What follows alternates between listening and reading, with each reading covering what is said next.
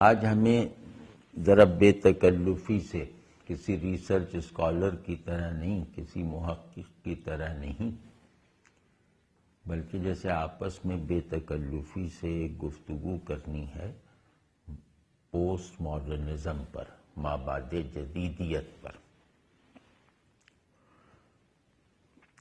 جدید مفکرین میں مشیل فوکو ایک ایسا آدمی ہے جس کے ساتھ اپنے تعلق میں جو چیز سب سے زیادہ مجھے بامانی اور پرکشش لگتی ہے وہ ہے چڑ کی حد کو پہنچا ہوا اختلاف۔ لیکن یہ کہ یہ اختلاف جو چڑنے کی حد بھی پار کر چکا ہے غالباً، یہ بھی مجھے اس بات کی اجازت نہیں دیتا، بلکہ اجازت دینا تو ذرا اسٹرانگ ورڈ ہے، مجھے اس طرف مائل ہی نہیں کرتا کہ میں یہ کہوں کہ مشیل فوکو چھوٹا یا غیر اہم آدمی ہے۔ تو بڑے آدمی ایسے بھی، میں اسے بڑا آدمی ماننے پر مجبور ہوں اس سے چڑنے کے باوجود، تو بڑے آدمی ایسے بھی ہوتے ہیں، مکمل اختلاف اور مکمل اتفاق کی مصنوعی فضا سے بلند۔ تو فوکو غالباً جدیدیت کا آخری بڑا تھیورائزر یعنی نظریہ ساز ہے۔ یہاں نظریے یا تھیوری کا مطلب یہ ہے کہ ایسا ڈیفائنر وضع کیا جائے جس سے تمام چیزیں اپنے اختلافات اور تضادات سمیت ایک دائرہ وحدت کا حصہ بن کر ڈیفائن ہو جائیں۔ تو فوکو کی ایک ضمنی تھیوری ہے جسے وہ تھیوری آف ایپسٹیم کہتا ہے۔ ایپسٹیم کا ایک لفظ یا اصطلاح میں ترجمہ نہیں کیا جا سکتا۔ ایپسٹیم مادہ علم بھی ہے، حد علم بھی ہے اور مزاج علم بھی۔ وہ کہتا ہے کہ ہر تہذیب کی یا بالفاظ دیگر ہر زمانے کی ایک مخصوص ایپسٹیم ہوتی ہے۔ اس تہذیب میں برپا ہونے والی کوئی علمی تحریک اور نظری سرگرمی اس ایپسٹیم کے بنائے ہوئے حدود سے تجاوز نہیں کر سکتی۔ ایک زمانے کی ایپسٹیم دوسرے وقت کے لیے حوالہ تو ہے لیکن حجت نہیں بن سکتی۔ ایک ہی چیز کو دیکھنے کے لیے مستقل تناظر کامیابی کے ساتھ دریافت کر لینا یا انہیں ان کی کلیت اور جامعیت کے ساتھ قبول کر لینے کا کوئی مؤثر ضابطہ ایجاد کر لینا، یہ ایپسٹیم ہے۔ تو پوسٹ ماڈرنزم یا پوسٹ ماڈرنٹی اس دور کا ایک ایسا ایپسٹیم ہے جسے ابھی خود ڈیفائن ہونا ہے۔ یہ دوسروں کو کیا ڈیفائن کرے گی، اسے خود ڈیفائن ہونا ہے۔ یہ کچھ ایسے نادیدہ اور غیر محسوس حدود کو نافذ اور قائم کر دینے والا دائرہ ہے جس کا قطر ابھی ناپا جانا ہے۔ تو انسانوں کی تہذیبی تاریخ میں ایسا یہ شاید پہلا واقعہ ہے جس سے ہم گزر رہے ہیں۔ اپنے تمام تسلسل کو، اپنی تمام بنیادوں کو، ان کے تمام اجزاء سمیت منہدم کر کے ایک نئے ایپسٹیم کی دریافت کا دعویٰ اور اپنی تمام علمی، جمالیاتی، تہذیبی اور بلکہ ذرا شدت پیدا کرنے کے لیے کہا جائے تو وجودی سرگرمیوں کو بھی اس ایپسٹیم پر عملاً قائم کر کے دکھا دینا پوسٹ ماڈرنزم ہے۔ یہ رویے علمی، ادبی اور تہذیبی مظاہر میں نمودار ہونے کے باوجود اپنا تعارف نہیں کرواتے۔ اس کا سبب یہ ہے کہ کسی نظریے یا تہذیبی رویے کو اپنے تعارف کے لیے ماضی کی ضرورت ہوتی ہے، جس سے پوسٹ ماڈرنزم نے خود کو بے نیاز کر رکھا ہے اور وہ اپنے آپ کو اپنے ماضی سے بے نیاز دکھانا بھی چاہتا ہے، کیونکہ اسی بے نیازی کو تو وہ اپنا جواز وجود بنا رہا ہے۔ تو تاہم ایک سادہ تعارف یہ ہے پوسٹ ماڈرنزم کا کہ سمجھیں جدیدیت ناکام ہو چکی ہے، کلاسیکیت لغو اور بے اثر ہو چکی ہے، حقیقت کو دریافت کرنے کے تمام زاویے فنا ہو چکے ہیں، اور حقیقت کی ترجمانی کرنے والے سبھی تصورات مضحکہ خیز حد تک بے معنی ہو چکے ہیں۔ اب انسان اور اس کے متعلقات کو چند نئی تعریفات سے ڈیفائن ہونا ہے۔ انسان کو اپنے علمی اور عملی آبجیکٹس کے ساتھ تعلق کو بالکل نئی معنویت اور طرز احساس کے ساتھ اثر نو استوار کرنا ہے۔ اب یہ سب میں اپنی طرف سے فتاوی نہیں پیش کر رہا، یہ میں پوسٹ ماڈرن فضا میں پروان چڑھنے والے ذہن کے دعووں کو بیان کر رہا ہوں، یا اس کی خواہشوں اور تمناؤں یا منصوبوں کو۔ تو یہ جو باتیں میں نے عرض کی، یہ مقاصد، یہ پوسٹ ماڈرنزم کے بنیادی مقاصد ہیں، مگر انہیں بتانے والا ان کا کوئی سیاق و سباق متعین کر کے نہیں دکھاتا، حتیٰ کہ خود اپنا تعارف بھی نہیں کرواتا۔ لہذا عین ممکن ہے کہ اس ساری گفتگو میں یہ چیز سامنے نہ آ سکے کہ پوسٹ ماڈرنزم اپنی تعریف میں دیگر فکری تھیمز کی طرح کچھ متعین اشارے یا واضح حدود رکھتا ہے یا نہیں۔ جس طرح ہم جدیدیت کی تعریف مقرر کر لیتے ہیں یا کلاسیکیت کے اصول بیان کر سکتے ہیں، اس طرح سر دست پوسٹ ماڈرنزم کو ڈیفائن نہیں کر سکتے۔ ویسے کوشش کرنی چاہیے کہ اس کی کسی تعریف تک چاہے جزوی ہو ہم تھوڑا سہولت اور آسانی سے پہنچ جائیں۔ تو یہی مطلب کوشش کرنے چلیں۔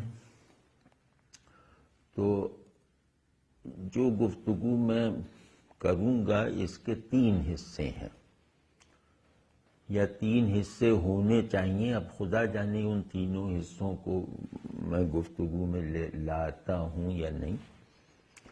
تو پہلا حصہ یہ ہے کہ پوسٹ ماڈرنزم کے محرکات کا تعین ہونا چاہیے۔ دوسرا یہ کہ پوسٹ ماڈرنزم اپنی موجودہ شکل میں کن اجزاء سے مرکب ہے، اس سوال کا جواب ڈھونڈنا ہے۔ اور تیسرا یہ کہ اس پر تنقید کیا ہے۔ تو گویا پہلا حصہ پوسٹ ماڈرنزم کے تاریخی محرکات اور عوامل پر مشتمل ہے، دوسرا حصہ اس کے احوال کا بیان ہوگا، وہ کوشش کریں گے، اور تیسرے حصے میں اس پر نقد و نظر کا عمل ہوگا۔ تو کارتیزین روایت کی آمد کے بعد مغرب میں ایک چیز سے دستبرداری کا چلن شروع ہو گیا، اور وہ یہ تھی کہ دیکارت سے پہلے غالب رجحان یہ تھا کہ چیزیں اپنے مظاہر اور دائرۂ ہستی یعنی حدود ہستی کے فرق کے باوجود اصلاً ایک ہیں، ان کی اصل، ان کا پرنسپل، ان کا اوریجن ایک ہے۔ تو وہ چیزیں چاہے مادی دنیا سے تعلق رکھتی ہوں، چاہے مابعد الطبیعی عالم سے، دونوں اصل میں ایک ہیں۔ جس اصول کی بدولت یہ چیزیں واحد الاصل ہیں، وہ اصول اپنی ماہیت میں مابعد الطبیعی ہے۔ اس کے ساتھ دوسری روایت یہ تھی کہ چیزیں خواہ مابعد الطبیعی عالم سے تعلق رکھتی ہوں یا طبیعی دنیا سے متعلق ہوں، ان کے آنٹولوجیکل استناد یعنی انہیں حقیقی وجود ثابت کرنے کا عمل ہمیشہ ایک ہوگا، یعنی ان کی آنٹولوجیکل لاجک، ان کو حقیقی وجود ثابت کرنے والی منطق ایک ہے۔ تو بہرحال اصولی رویہ یہی تھا کہ چیزوں کے ظاہری امتیازات کا اقرار کرتے ہوئے ان کے طبیعی حدود کے فرق کو ملحوظ اور محفوظ رکھتے ہوئے ان کی اصل کو دریافت کیا جاتا تھا، اصل واحد کو۔ تو دریافت کا یہ عمل چیزوں کے ظاہری امتیازات اور فعلیت وغیرہ پر نہیں، بلکہ ایک مابعد الطبیعی منطق کی روشنی میں ہوتا تھا۔ تو اس سے بہت سارے مسائل حل بھی ہوئے، لیکن کچھ مسائل پیدا بھی ہوئے۔ تو ان مسائل سے عہدہ برا ہونے کے لیے یہ طریقہ تو بہت پرانا ہے کہ آدمی اس منطق یعنی میٹافزیکل لاجک ہی کا انکار کر دے۔ تاہم ایسا کر کے یہ کبھی نہیں ہوا کہ آدمی طبیعی اور مادی دنیا کے حقائق کو بھی خیر بات کہہ دے۔ ہوتا یہی آیا ہے کہ مابعد الطبیعی تصورات پر مبنی منطق کا انکار ہستی کے میٹافزیکل پرنسپلز کا انکار بن جاتا ہے۔ لیکن اس انکار سے بھی وہ مسئلہ طے نہ ہو سکا جو آخر میں آ کر دیکارت نے طے کرنے کی کوشش کی، یعنی یہ دونوں اقلیمیں، طبیعی اور مابعد الطبیعی، یا ذہنی اور جسمانی، یا مادی اور روحانی، ایک دلیل کا مدلول نہیں ہے، ایک اشارے کا مشار الیہ نہیں ہے، اور ایک بنیاد پر قائم جڑواں منارے نہیں ہیں۔ ان کا قانون اثبات یعنی میٹافزیکل حقائق اور اصول اور طبیعی اشیاء اور عالم، ان دونوں کا قانون اثبات، ان کی فعلیت کا نظام اور ان کی معنویت کا مرتبہ، ان کی حقیقت کا درجہ، یہ سب مختلف ہیں۔ اسی وجہ سے دیکارت کے نظریے کو ثنویت یعنی ڈوئلزم کہا گیا ہے۔ دیکارت کا اصرار یہ تھا کہ جب تک ہم ان دونوں کو ایک دوسرے سے متوازی اور بے نیاز حالت میں، مستغنی حالت میں حقیقی اور مؤثر نہیں مانیں گے، اس وقت تک ہم ان مسائل کا نہ ادراک کر سکتے ہیں اور نہ انہیں حل کر سکتے ہیں۔ کون سے مسائل؟ جو انسانوں کی اپنی علمی، عملی اور اخلاقی نشو و نما میں تقدیری اور حتمی اور مستقل انداز میں پیش آتے رہے ہیں۔ تو جدید مغرب دیکارت کے دیے ہوئے اس حل سے آج تک وفادار چلا آ رہا ہے۔ روح اور مادہ دونوں ایک ہی قطعیت کے ساتھ موجود ہیں، لیکن موجود ہونے کی کیفیات، احوال اور معنویت میں بالکل مختلف ہیں۔ روح اور مادہ، ایک کا قانون حرکت دوسرے پر لاگو نہیں کیا جا سکتا، ایک کا اسلوب ہستی دوسرے میں نہیں ڈھونڈا جا سکتا۔ مغرب کی تمام تر تہذیبی پیش رفت، اگر تمام تر میں مبالغہ ہو تو ہم یوں کہہ سکتے ہیں کہ مغرب نے تہذیبی تشکیل کے عمل میں جن چند اصولوں کو اپنا رہنما بنایا، ان میں سے ایک اصول دیکارت کا یہ نظریہ بھی ہے۔ تو اسی طرح جدید مغرب کی تشکیل میں دوسرا بڑا ہاتھ نیٹشے کا ہے۔ یہ وہ آدمی ہے جس نے تمام انسانی حدود و قیود کا انکار کیا، بلکہ اس سے بھی آگے بڑھ کر اس نے وجود کے اس سانچے ہی کو حقارت سے توڑ دیا جس میں انسان ڈھلتے ہیں یا ڈھلتے چلے آ رہے ہیں۔ اگر یہ پوچھا جائے کہ جدید مغرب کی صورت گری میں نسبتاً سب سے بڑا ہاتھ کس کا ہے، تو کم از کم میں تو یہی کہوں گا کہ نیٹشے کا۔ پوسٹ ماڈرنسٹ بھی پچھلے لوگوں میں سے اگر کسی کو تسلیم کرنے پر مجبور ہیں، یا یوں کہہ لیں کہ سرے دست اس کی تردید پر مائل نہیں ہیں، تو وہ یہی نیٹشے ہے۔ نیٹشے وہ آدمی ہے جس نے اہل جدیدیت اور ارباب مابعد جدیدیت کی طرح انسان کی تشکیل نو کی بات نہیں کی، بلکہ وہ انسان کو اس کی وجودی ساخت ہی میں فنا کر دینا چاہتا تھا۔ اس کے نزدیک انسان اس وجودی نقص میں مبتلا ہے جو اصلاح کا نہیں، انہدام کا متقاضی ہے، جسم کو ریپیئر کرنے کی ضرورت نہیں ہے، اسے سرے سے ڈھانا ضروری ہے۔ تو جب تک ہیومن کنڈیشن کو تمام مظاہر سمیت تہس نہس نہیں کر دیا جاتا، زندگی کی تکمیلی صورتیں پیدا نہیں ہوں گی۔ اب یہیں سے نفی محض کے اس رویے کی بنیاد پڑی جو پوسٹ ماڈرنزم کی ایک بڑی اساس ہے۔ تو نیٹشے پھر پوسٹ ماڈرنزم میں تیسرا اہم آدمی ہے مارٹن ہائیڈگر۔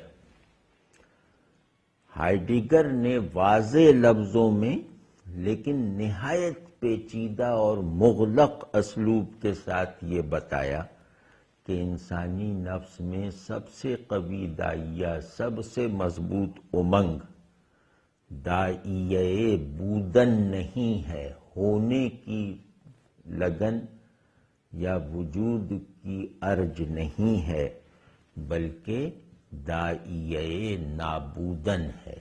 نہ ہونے کی تمنا انسان کے نفس کی سب سے بڑی خواہش ہے۔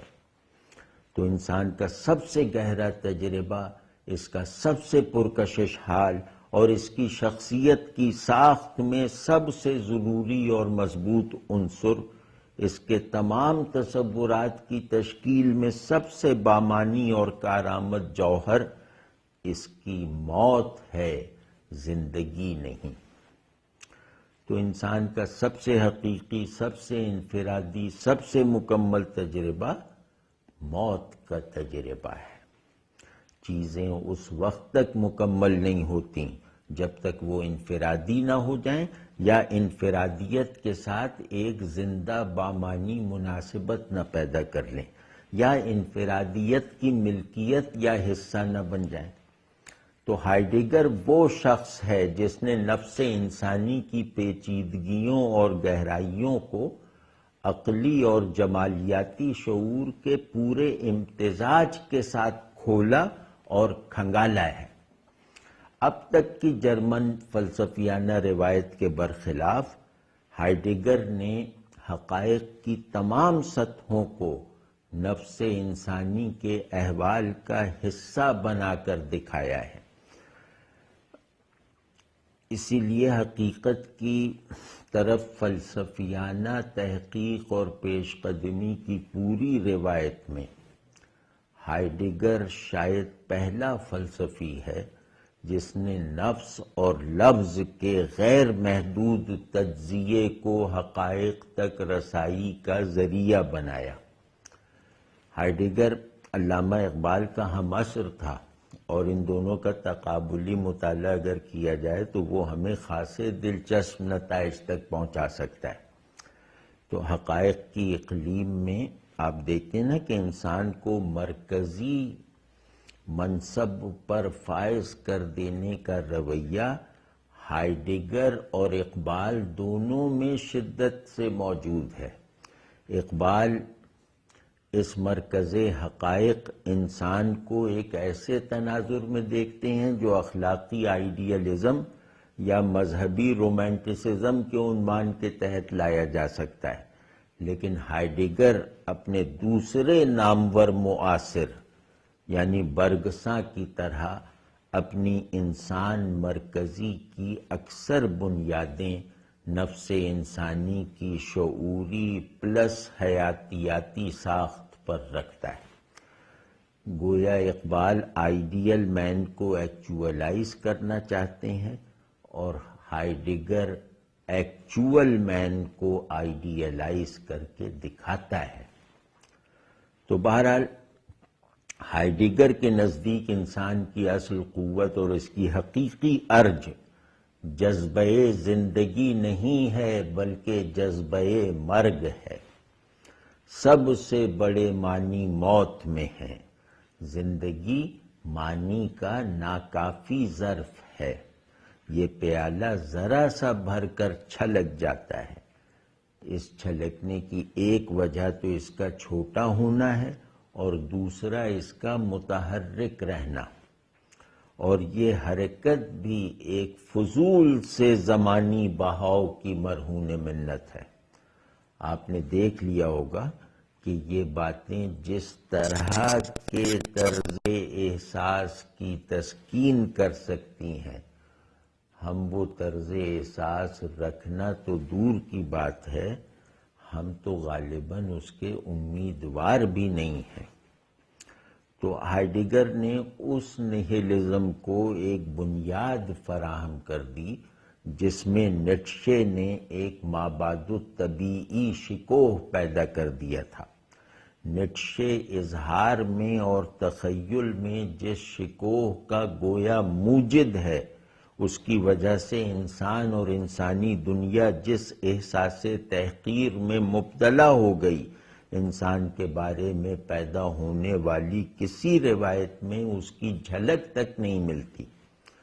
تو نیٹشے نے فلسفیانہ سطح پر ایبسرڈزم کا ایک ایسا مینار کھڑا کر دیا جس کی بلندی معنی کے تمام اسٹرکچر سے کہیں زیادہ معلوم ہوتی ہے۔ نیٹشے کا ناممکن حد کو پہنچا ہوا خطیبانہ شکوہ میٹا فزکس پر پڑنے والا سب سے طاقتور گھونسا ہے، لیکن اس میں کار فرما ساری طاقت ذرا محسوس کر کے دیکھیں تو میٹا فزیکل ہی ہے۔ نیٹشے اپنے اہداف کو اس قدر اونچا رکھتا ہے کہ وہ ممکن الحصول ہی نہیں لگتے، اور نیٹشے کا مقصد بھی یہی تھا، ایسا وہ جان بوجھ کر کرتا ہے۔ مخاطب کی تحقیر اور اس کے اندر ترسنے کی مستقل حالت اور صلاحیت پیدا کر دینا، اس نے بہت کامیابی کے ساتھ ہمیں یہ باور کروا دیا، بلکہ یوں کہنا چاہیے کہ ہمیں اس تجربے میں جھونک دیا کہ اصل معنی یا حقیقت آدمیت کی سمائی سے بالکل باہر ہے۔ انسان اپنے ہی وہم سے بھری ہوئی ایک متحرک پرچھائی ہے جو کائنات وجود کے کچھ حصوں پر کالک کی طرح منڈھی ہوئی ہے۔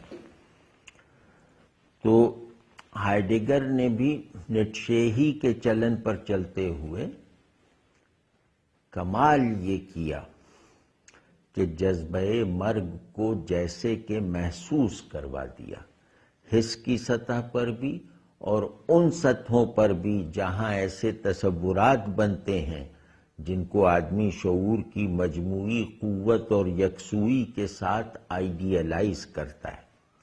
ایک پہلو سے دیکھیں تو یوں لگتا ہے کہ ہائیڈگر نے نیٹشے کی کچھ باتوں کو زیادہ قابل عمل، زیادہ مؤثر اور زیادہ پرکشش اور زیادہ مانوس بنا دیا۔ نیٹشے نے نہیلزم میں جو مجذوبانہ زور پیدا کیا تھا، ہائیڈگر نے اسے شعور کا بنیادی حال اور حاصل بنا دیا۔ اس نے گویا ایسا کام کیا کہ نیٹشے کا آئیڈیل سکڑ کر قابل عمل بن گیا۔ یعنی ایک مناسب سائز میں آ کر ایکچولائز ہونے کے قابل ہو گیا۔ پوسٹ ماڈرنزم کے سلسلے کی ایک بہت بنیادی بات یہ ہے کہ اس سے نیٹشے کے آئیڈیلز یا تو ایکچولائز ہو گئے ہیں یا اس عمل سے گزر رہے ہیں۔ تو آپ ذرا غور فرمائیے کہ کچھ لوگ ایسے بھی ہوتے ہیں جن کا حال بھی ہمارا مستقبل بعید ہے۔ ایسے لوگ ہمیشہ مستقبل میں رہتے ہیں۔ یہ اگر 2000 سال قبل مسیح بھی پیدا ہوئے ہوں تو بھی ان کی موجودگی ہمارے مستقبل میں ہے۔ وجودیوں میں میرا خیال ہے کہ ایسی شخصیت صرف ہائیڈگر کی ہے، دوسرے لوگ ہمارا ماضی ہیں۔ اس کی بینگ اینڈ ٹائم کسی بھی اعتبار سے فلسفے کی کسی کتاب سے فروتر نہیں۔ اس میں مباحث کی اکثریت ایسی ہے جو بالکل اوریجنل ہے، اور جو موضوعات بظاہر روایتی ہیں انہیں بھی دیکھنے کا تناظر یکسر نیا ہے، اور اس کی لاجیسائزیشن بھی ایسی ہے جو ہائیڈگر سے پہلے موجود نہ تھی۔ یعنی اس نے یا تو نئی چیز بنا کر دکھائی ہے یا پھر پرانی چیز پر پڑے ہوئے تمام ہاتھ ہٹا کر اس کو اپنے قبضے میں لے لیا ہے۔ تو یہ ایسا آدمی تھا جس نے شعور انسانی کے تمام اجزاء کو ایک ماورائے عقل جمالیاتی حس و شعور کے ساتھ نہایت پختگی، کمال اور گہرائی کے ساتھ قائم کیا۔ ہم میں سے بہت سے لوگ شاید اس بات سے بھی خوش ہو جائیں کہ ہائیڈگر نے شاعر کو فلسفی پر غالب کیا ہے، یعنی افلاطون سے شاعروں کا بدلہ لے لیا۔ تو ان تینوں کے بعد کئی لوگ آئے جنہوں نے پوسٹ ماڈرنزم کی اصطلاح کو ایک فکری پیرائے میں استعمال کیا۔ آرکیٹیکچر، موسیقی، سینما وغیرہ سے ہوتا ہوا یہ لفظ ادب میں آیا، اور پھر وہیں یعنی ادب ہی میں اس کے تھیوری بننے کے مراحل شروع ہوئے۔ فلسفے میں ابھی اس کا کوئی بڑا نمونہ سامنے نہیں آیا۔ اس کے تصورات کو فلسفیانہ ڈیفینیشنز کے دائرے سے فی الحال دور ہی رکھنا چاہیے۔ یوں اس کی فلسفیانہ بنیادیں بتائی تو جاتی ہیں، لیکن وہ بنیادیں اس کی پیدائش سے پہلے کی ہیں۔ تو چونکہ ہمیں پوسٹ ماڈرنزم کی تاریخ بیان نہیں کرنی، اس لیے مناسب یہی ہے کہ ترتیب کا بہت زیادہ لحاظ رکھے بغیر اس کے اہم ترین اجزاء کو کہیں اختصار اور کہیں تفصیل کے ساتھ بیان کر دیا جائے۔ کوشش یہی ہوگی کہ کوئی ضروری بات نظر انداز نہ ہو۔ باقی رہا مصنفوں اور کتابوں کا تذکرہ، تو وہ یہاں ہمارا مقصود نہیں ہے۔ ممکن ہے کچھ اہم نام رہ جائیں، لیکن اس سے کوئی بڑا فرق نہیں پڑے گا، کیونکہ بنیادی مباحث بہرحال اس گفتگو میں انشاءاللہ آ جائیں گے۔ تو مابعد جدیدیت کا مجموعی فہم حاصل کرنے کے لیے ضروری ہے کہ اس کے بنیادی دعوے کو، کلیم کو سمجھا جائے۔ وہ دعویٰ یہ ہے کہ حقیقت وغیرہ کا کوئی بھی بیان آفاقی و ابدی، ہماگیر و مستقل اور عمومی و واجب التسلیم نہیں ہو سکتا۔ یہاں دو باتوں کا خیال رہے کہ اہل مابعد جدیدیت کے نزدیک کل وجود بیان محض ہے، اور جسے ہم حقیقت کہتے ہیں وہ بھی فقط ایک بیان ہے، نیریٹو کہتے ہیں یہ لوگ بیان کو۔ تو حقیقت بھی فقط ایک بیان ہی ہے جس میں اصطلاحات وجودی استعمال ہوئی ہیں۔ دوسری چیز یہ ہے کہ بیان، جیسا کہ میں نے کہا کہ یہ بیان کو نیریٹو کہتے ہیں، یہ نیریٹو تصور اور تصدیق کی منطق سے بے نیاز ہوتا ہے، لہذا اس میں جاننے یا ماننے کا مطالبہ داخل کرنا لغو اور مہمل ہے۔ اس پس منظر میں دیکھیے تو یہ لوگ یہ کہہ رہے ہیں کہ حقائق وغیرہ ایک خاص شعور کے تصورات ہیں جن میں عموم اور ہمیشگی کا گزر ہو ہی نہیں سکتا۔ عمومی اور مستقل بیان کو پوسٹ ماڈرنزم میں میٹا نیریٹو یا گرینڈ نیریٹو کہا جاتا ہے، اور اس سے مراد وہ تصور ہوتا ہے جس سے واقعی اور حقیقی دنیا پر زبردستی کوئی تعبیر تھوپی جائے اور یہ طے کر دیا جائے کہ فلاں چیز یہ ہے اور اس کا مقصد اور حقیقت یہ ہے۔ یعنی حقیقت بھی کوئی چیز ہوتی ہے جو خود چیز کے علاوہ ہوتی ہے۔ ان لوگوں کی نظر میں یہ ایک چالاکی ہے جس کے ذریعے سے آدمی چیزوں پر غالب اور متصرف ہونے کا راستہ نکالتا ہے۔ بقول سوشیور، حقیقت وغیرہ کچھ نہیں ہے، بس ایک زاویہ نگاہ ہے۔ میں چیز کو جس زاویے سے دیکھتا ہوں اس کی حقیقت بدل جاتی ہے مگر چیز وہی رہتی ہے۔ تو اس گرینڈ نیریٹو نے ہمیں جس دھوکے میں رکھا ہوا ہے اس سے نکلے بغیر ہم انسان اور دنیا کے تعلق کے حقیقی در و بست اور واقعی مطالبات اور ضروریات تک نہیں پہنچ سکتے۔ تمام چیزیں، تمام سچائیاں چھوٹے چھوٹے وقتی پیمانوں پر ہیں اور ایک سادہ سی خارجی پریزنس سے عبارت ہیں۔ ان لوگوں کے نقطہ نظر سے گرینڈ نیریٹوز کی حاکمیت نے صرف علمی نقصان ہی نہیں پہنچایا بلکہ اس کا ضرر سیاسی اور سماجی بھی ہے۔ اس سے جبریت، عدم مساوات، مطلق العنانی اور ظلم نے جنم لیا ہے۔ اسی لیے اکثر پوسٹ ماڈرنسٹ سوسائٹی اور اسٹیٹ وغیرہ کے الفاظ استعمال نہیں کرتے۔ وہ کہتے ہیں کہ یہ سماجی نظام ہے، سوشل اسٹرکچر ہے۔ معاشرت چونکہ اقدار پر قائم ہوتا ہے اور اقدار میں عموم اور استقلال کم از کم تصور کی سطح پر لازم ہے، اس لیے یہ لوگ معاشرے کی اصطلاح استعمال نہیں کرتے۔ ان کی نظر میں اقدار بھی میٹا نیریٹوز ہیں۔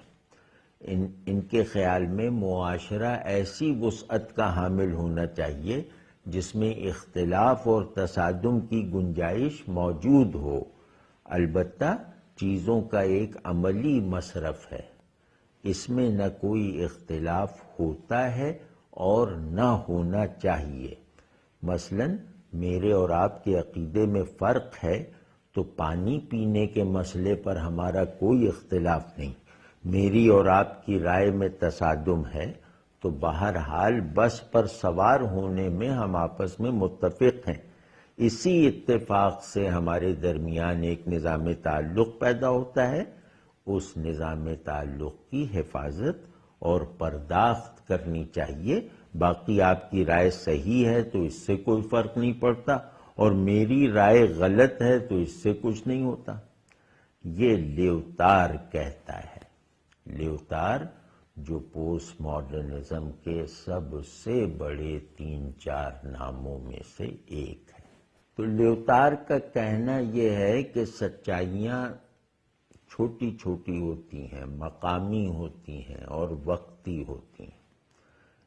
ان کو ان کی اپنی شرائط کے ساتھ تسلیم کرنا ہوگا اور ان کے ساتھ اپنے وقتی تعلق کو تہہ دل سے ماننا ہوگا اور اپنی زندگی کے انداز کو خیالات کی بجائے اسی لیونگ پریزنس سے ہم آہنگ رکھنا ہوگا اور اپنی زندگی کے انداز کو خیالات کی بجائے اسی لیونگ پریزنس سے ہم آہنگ رکھنا ہوگا۔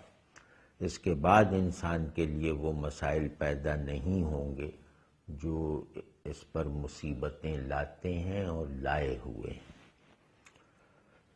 تو جناب مابعد جدیدیت کو نظریے کے لحاظ سے تھیوری آف ڈی ریئلائزیشن کہنا چاہیے۔ یہی وہ پہلو ہے جس سے یہ واضح ہوتا ہے کہ پوسٹ ماڈرنزم پر نیٹشے کس حد تک اثر انداز ہوا ہے۔ انسان اور دنیا کے باہمی تعلق سے پیدا ہونے والے ہر تصور اور ہر واقعیت کو مکمل طور پر رد یا نظر انداز یا مسمار کیے بغیر اس انسان اور اس دنیا کو وجود نہیں مل سکتا جن پر پوسٹ ماڈرن کنڈیشن کا قیام ہے۔ لیوتار نے کہیں کہا ہے کہ آخری گرینڈ نیریٹو کارل مارکس نے وضع کیا تھا۔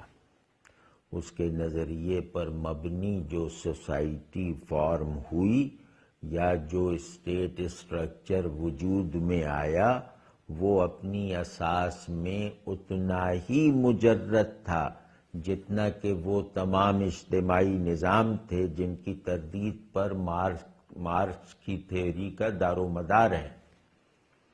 اب دوسرے یہ کہ اس تھیوری کے نتیجے میں پیدا ہونے والا نظام بھی جبر کی شدت میں انہی نظاموں کی طرح تھا جن سے لڑنے کے لیے مارکس کھڑا ہوا تھا۔ لیوتار کا یہ فقرہ بڑا مشہور ہوا کہ اگر مارکس غلط ہو سکتا ہے تو سب کچھ غلط ہو سکتا ہے۔